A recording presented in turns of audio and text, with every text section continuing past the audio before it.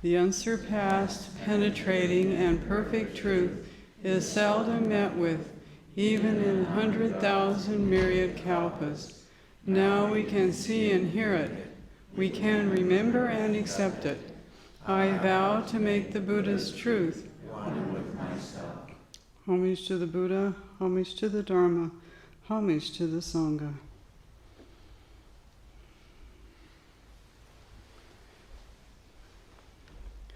So my topic for today is a quote I found that I liked. It says, the Buddha taught us to be satisfied with what is sufficient. And that piqued my interest. What is sufficient? I'm going to start with a story that somebody told me not too long ago that makes a good point about this topic. This is a story of a mother who has just had given birth to a baby girl.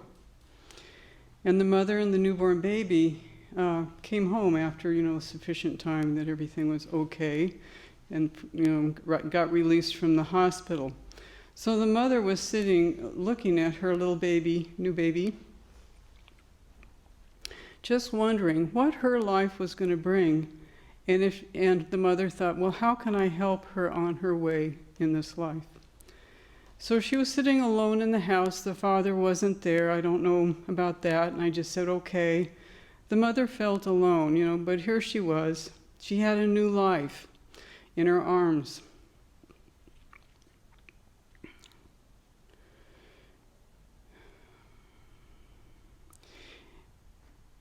Let's see here. At that moment, something happened, and she had an insight. She recognized her new baby girl had everything that she needed.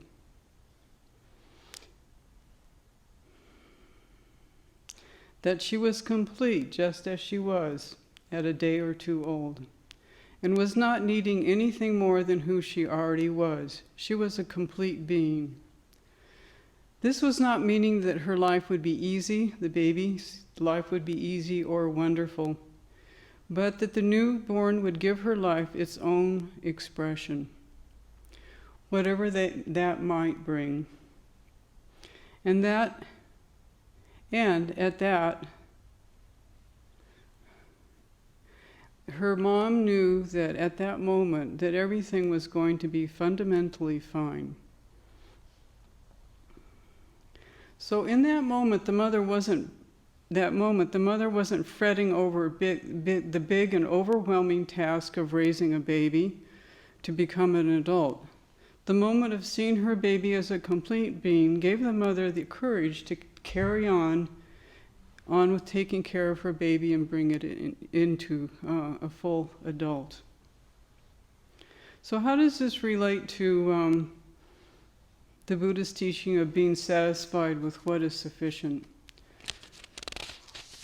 Well, one thing that comes to mind is, can we entertain the idea that the present moment offers us a chance to be more accepting and at ease?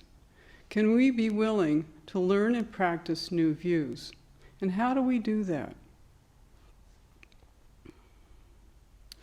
And what came up for me after this thought was based on my own experience. I can say, truthfully, a lot of moments in my life have not been enough. If I really look at them, I can say that's kind of across the board. And that's when I was a teenager, for sure. Life is never enough when you're a teenager. Just it keeps going on. And so it's just been part of, what we deal with as human beings. And I said, well, okay, that's what we've got. But there is something lacking or missing. The view is not complete, like it was for that mother in that moment. It was complete. It came and went, but it was complete. And we all have moments that are enough. They're fleeting oftentimes, like, boy, that was a good apple pie, or, that kind of stuff. But, and that's part of it. But this is a different kind of thing that I found quite helpful. and things that we all can experience, or probably a lot of us do already experience.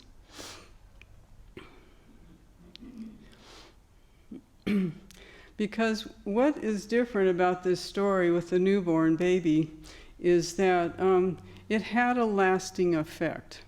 It wasn't like, oh, that apple pie was really good, and that's, that's kind of the beginning and end of it. Or maybe you carry it, but you don't need to carry it. But I mean, in the moment was enough of the pie being good. This is different. This kind of moment is something that has a quality of universality to it. In other words, it's not just a moment of thought, but it has a broader view. That mother was not bringing her baby home and thinking, this baby, I'm going to think that this baby has enough, it has enough, it has, kind of grill it into your mind. No, this was something that came to her because she was open in that moment to who knows what, and that's what came through. Helpful, helpful, helpful.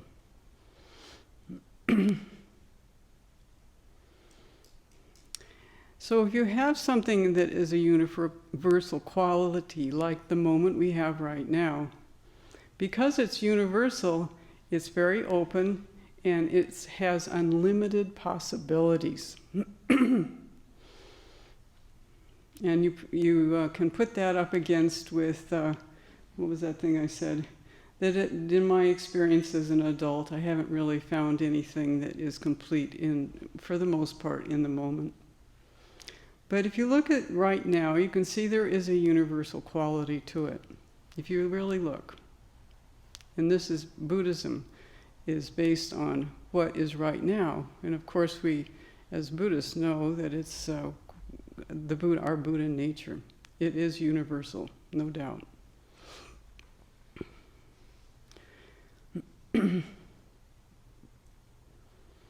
What happens if we can let go of some of our thoughts that are, some that are really strong, that's an ideal or some idea, but also some that are not so strong.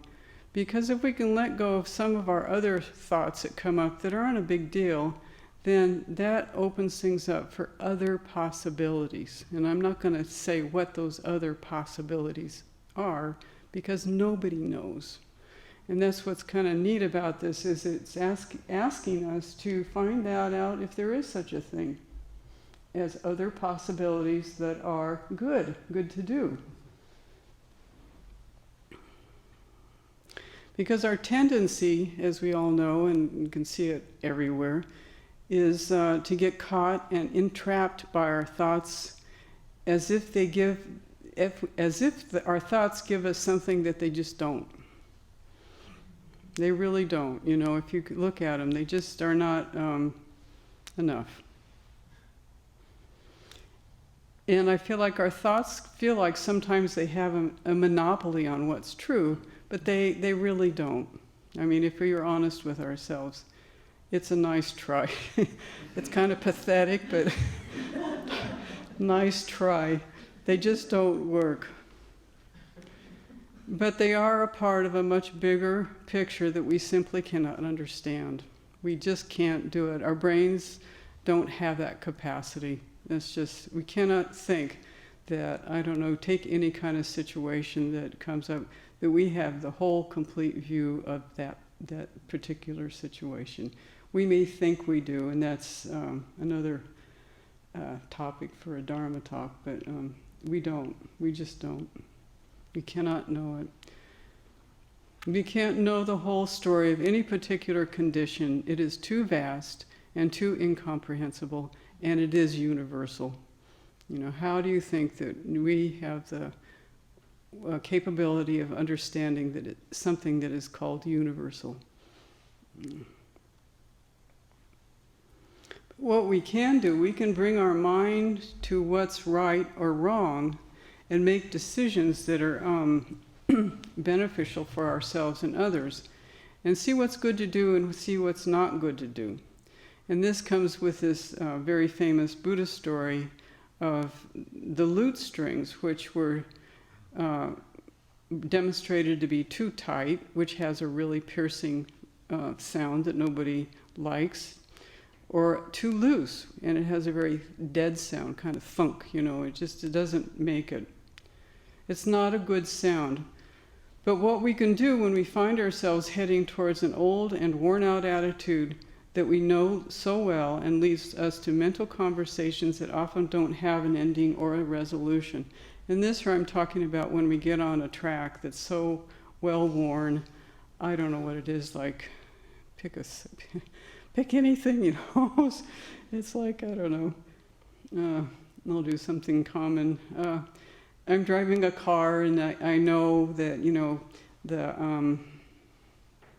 it's tricky to get into, so you have to so you get into this mindset.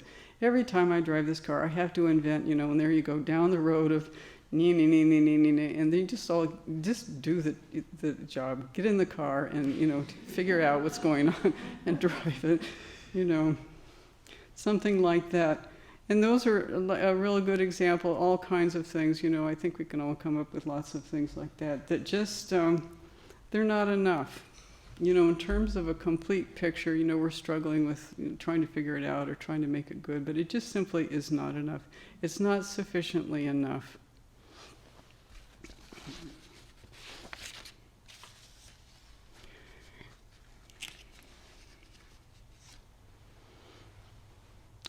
Now, getting back to the present moment in a bigger picture, in finding, this talk is about finding, practicing, and reflecting on what is enough. And so I'm presenting things that hopefully will help you to look into this into your own lives. And in Buddhism, the moment is described as profound and vast, non-dual non-dual, leave it at that, free from extremes of existence or non-existence. The Buddha's way is to look at what bothers us, is what we do in a situation too much and too little. And I think that's something that we can use as a guideline. I think we all know when it's too much or too little, and we can use that as a way to rein ourselves in and just to notice that and be willing to not just take it in, like, is this right or wrong, or right or wrong? You can say, well, it's not so much what the situation outside of us is right or wrong. That's there for sure, but it's more of what we bring to the situation. It's kind of the Rorschach's test, where you can hold something up, and it's just a blob on a piece of paper. But we bring so much to all these different situations, and we can say, well, what is right or wrong here? And by reining that in, then we allow ourselves not to get so far away from the universal present moment. So, this isn't going to be a long talk, but so we come back to the sentence. This is Ajahn Chah's quote. The Buddha taught us to be satisfied with what suffices. Okay, so we're kind of getting, with this talk, a little bit of a sense of what does work and what isn't worth it, Now, so as you probably have noticed, I limped up here. I was trying to be with the situation, what do you call it? Non-obtrusive, but too bad. Or not obtrusive, but not a lot of kerfuffle, just kind of not causing a lot of kerfuffle, but there you go. This is what I've got. And what I did is I fell when I was I fell and have fractured my hip and had some surgery, so I'm recovering, and I have to not put any weight on my right foot for, I think, what is it? Today's the 29th. Who's counting? But 29 plus 2 plus 7 is 9 days. Oh, no. 6. Yes, 6. So I have 6 days left before I can start putting weight. Lori's my helper here. And what I'm finding with this present moment that I have with my own situation is my thoughts just like, when will I be able to go to the meditation hall again? Or When will I be able to not use a wheelchair or a walker? When will I be able to walk on 2 feet? All this stuff. In other words, it is my body and speech and mind just being what it is. Getting back to this story of the newborn baby. She was fine the way she was, but she was just going to be who she was going to be with her stuff coming into the life. It wasn't like it's any different, okay? In other words, my body, speech, and mind is just what I am. I say it's Astor's expression of body, speech, and mind. You know, there's no escaping that. I can do something about that, but that arising defines me. And it's just a me being a me, okay? That's just part of our life, but we can reshuffle that and tweak it and make it into a view that isn't so problematic and so much suffering. And it is the usual kind of life stuff. Great sentence, right? Nothing special. Okay, this is not grandeur or anything. Nothing special, okay? So I'm going to end this talk, it's a shorty, but that's okay, with this thought. Buddhist practice is grounded in the ever-present moment of right now. And practicing the Dharma in the moment can be unbounded and liberating. So there you have it, both grounded and unbounded at the same time. I will leave that with you. So that's the talk I can offer you today. Thank you.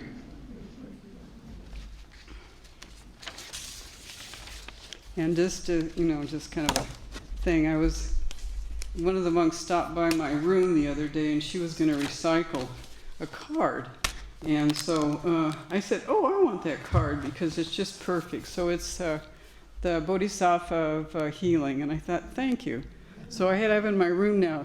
These kind of things are small things, but they do help and encourage. So thank you.